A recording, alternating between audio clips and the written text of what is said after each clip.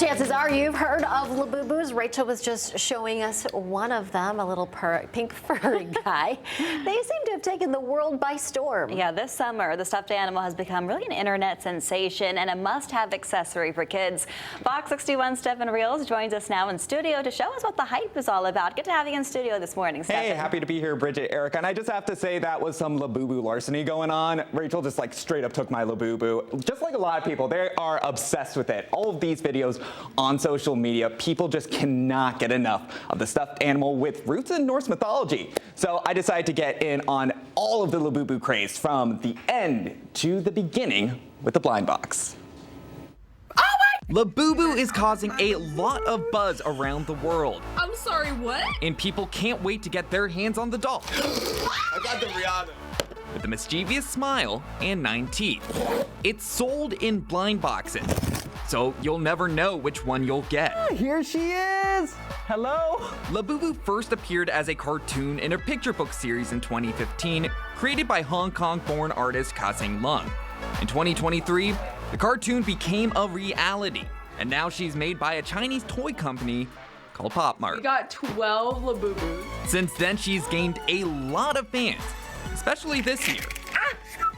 As celebrities like Emma Roberts, Lizzo, Hilary Duff, and Lisa from the K-pop group Blackpink helped Labubu become a hit sensation. What gives Labubus their star power? They're not conventionally cute. They're kind of little gremlin-y, and I think that everyone can kind of relate to that gremlin cuteness, and it's kind of like the Furby of our generation. Content creator Thuy Linh Phan is from Connecticut, and she says at first she hated Labubu. But eventually, she became a big supporter of the freedom of expression that comes with the accessory. It's kind of like a revenge against the beige and neutral aesthetics that had been pushed on us for the last decade or so. Now it's time to be colorful and have fun. Places like Mochi Donut in Plainville allow you to buy clothes to customize your Labubu. From simple outfits to brands like Prada. Even David's Bridal got in on the action with a matching wedding dress for the big day. Now, if you want to get your hands on a Labubu, it's not that easy. You can either go online and try to get one on Pop Mart's TikTok lives or website, but those go quick. So people turn to other options, like Pop Mart stores. Out of all 43 Pop Mart stores in the US, this is the only one in Connecticut, and that's right here at the Sono Collection in Norwalk. But the only Labubus you will find here will be the ones locked behind the display cases. Another Pop Mart store is in the works at Danbury Fair Mall. The opening date has not been announced, so for people like Mary Wong of Fairfield, they're taking their chances in Norwalk. I've been searching for a while. I have a friend in Canada that actually exposed me to this. Sometimes at night we'll be on the phone like trying to actually order online together and we have like no luck. The hunt's still on. The hunt is still going to be on, don't worry. For full transparency's sake, I got my Labubu through my friend who bought a bunch of them through Pop Mart. Now he's selling them online for a profit, and while I got mine close to what was listed on the company website of $28, he told me he sold one of the exact same blind boxes I got for $425, and that's still one of the cheaper options. Sky-high Labubu demand has created a similar situation on sites like eBay. Those Labubus could cost hundreds of dollars, or could get you a fake one. Those are called Lafufu.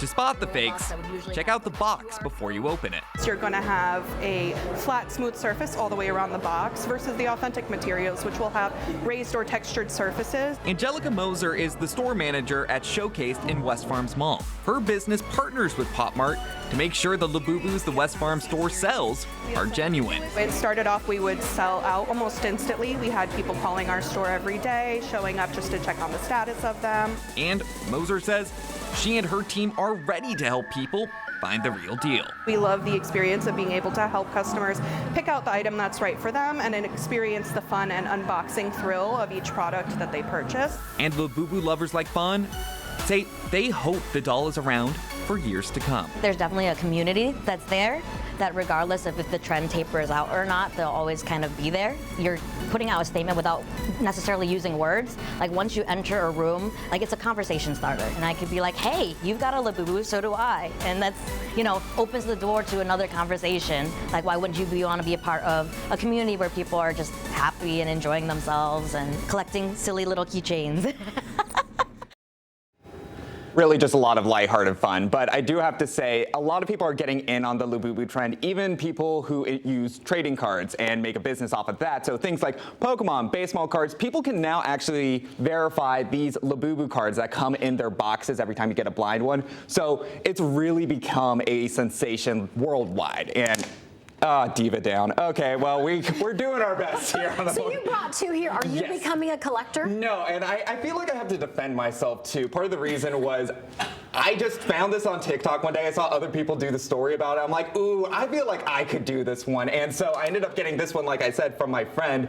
And then Twee Lin, the person I interviewed, she gave me this is the Lafufu for everyone who's just interested. And there are like very clear ways you can tell the differences. But like, just even from the get-go, one of them just doesn't look quite right. So why do people love them so much? At least Furby. I grew up with Furbies. Yeah. At least Furbies talked.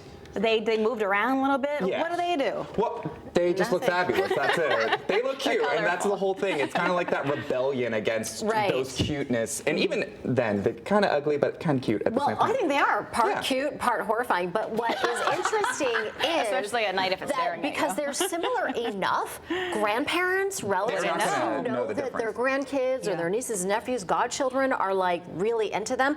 They could easily get taken. Definitely. Oh yeah, 100%. Because if they're not following it closely, they look close enough. But they're gnarly enough, to be honest, because you can, like right here, you can spot a Lafufu really easily. Oh, this is great. Yeah, no, in the story I did mention how the box is flat. So the real one will have like a little texture to it, but otherwise, if you see a flat one, like maybe at a store. It's like a hologram on it. Yeah, exactly. Yes, if you see a flat one in New York City at like Times Square, that's probably a fake, but another way to just Times tell. Square in general. Times Square in general, a lot of stuff is fake there, but you also have like the finer details on the Labubu's faces, the Lafufu. The teeth. And, yeah, if you don't have 9 teeth, it's not real. This Okay, one so has that's a 10. requirement. That's Yeah, interesting. Yeah, The so ears, the Lafufu I have 9 has teeth. 10, and also the smile just kind of looks a little gnarly, just to say the least. So We'll look out for it, but it is wild how people are upselling Oh, them. it's fantastic. Hundreds of dollars. Yeah. Go on eBay. Wow. Unbelievable. All right, great story, Stefan. Nice to see you this Thanks. morning. Great to have you on the desk too. happy to be here, to be honest.